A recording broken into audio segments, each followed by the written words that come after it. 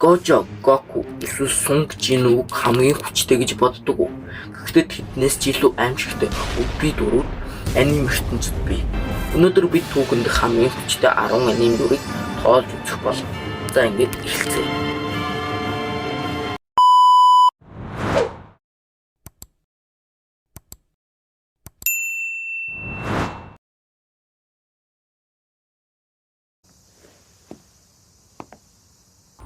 Gojo Satoru бол Jujutsu Kaisen-ийн хамгийн хүчтэй шийдвэр. Infinity чадварын ачаа түүнд хүрэх нь бараг боломжгүй. Харин Ultimate Void Domain Explanation өсөлтөгчийн тархийг хэд их мэдээлэлээ дүүргэж хөдөлгөөнгүй болгодог. Тиймээс Gojo аргай байна боллоо. Секкай! Барио мод шилсэн наваа төвхөөс дахин хүчийг болсон. Ишигийн Оцузуки хөтөл шахаж чадсан бөгөөд хурд хүч дулааны туршлагаараа анимегийн шилдэг дүрмүүдийн нэг.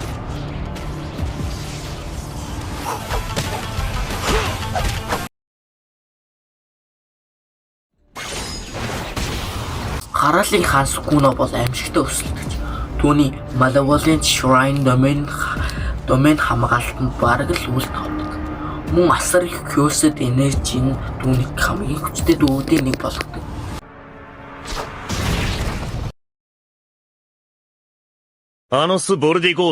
Анус бол Demon King. Тэр өгсөн жиргэн амилж чаддаг бөгөөд маш олон хүчрэг шид эзэмшдэг. Ихэнх тулаантай өсөлтөчөө бараг бүтэн чармайлтгүй ялдаг.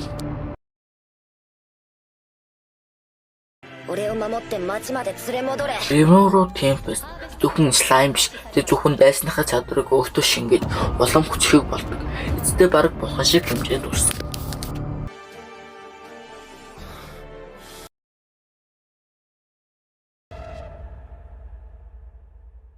Solo leveling-ийн Sun Jin султ хаантраас Shadow Monarch болсон. Түүний Shadow Arm тасралтгүй өсдөг бөгөөд өөрийн хүч чихэд заагүй хөгждөг.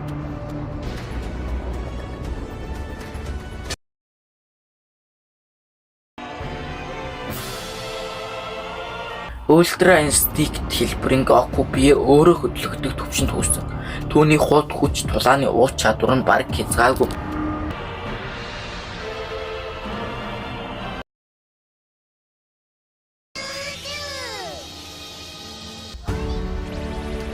Dragon Ball-ын Zeno бол тулаанч биш ч хамгийн аимшигтай оршихуй. Тэр хүсвэл бүхэл бүтэн орчлон ертөнцийг нэг хөдөлгөөнөөр устгаж чадна.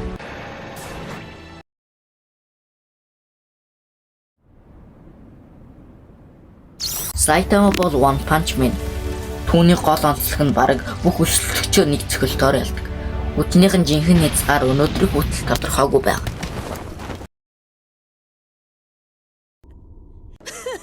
Манай жигсаалтын нэгдүгээр байгт Vedrin August Aurora олоо.